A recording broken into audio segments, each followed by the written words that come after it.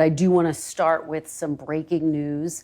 We've learned that the FBI is searching the home of former Ambassador John Bolton, his office as well. Sure. Can you tell me, why is the FBI raiding Ambassador Bolton's home and office, and did the White House get a heads up?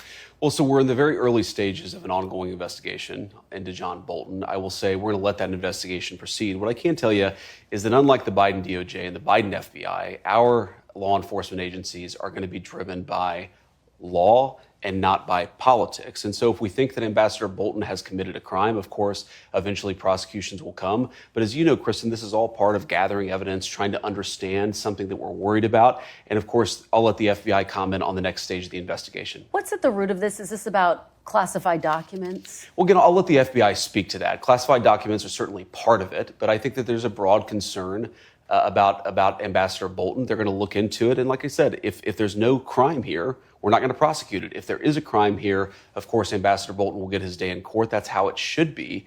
But again, our focus here is on, did he break the law? Did he commit crimes against the American people? If so, then he deserves to be prosecuted. As we have this conversation, has Ambassador Bolton been detained, taken into custody, arrested in any form? So this news just broke this morning, and the FBI, I haven't talked to the FBI this morning. I don't know the answer to that question. I assume that he hasn't been detained and won't be detained until there's an actual prosecution, if that actually happens.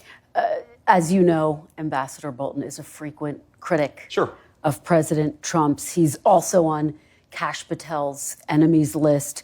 The administration has already revoked his security clearance, Secret Service protection. Is Ambassador Bolton being targeted because he's a critic of President Trump? No, not at all. And in fact, if we were trying to do that, we would just throw out prosecutions willy-nilly like the Biden administration DOJ did, prosecutions that later got thrown out in court.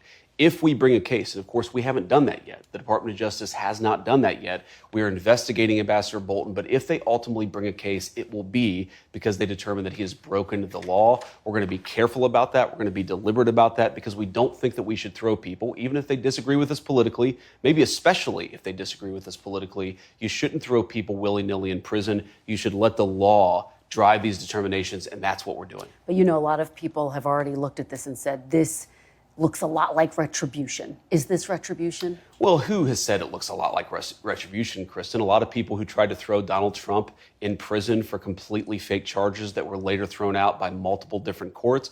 I suspect that if the media and the American people let this case actually unfold, if they let the investigation unfold as it's currently doing, they're going to find out that what we're doing is being very deliberate and being very driven by the national interest and by the law here, and that's as it should be.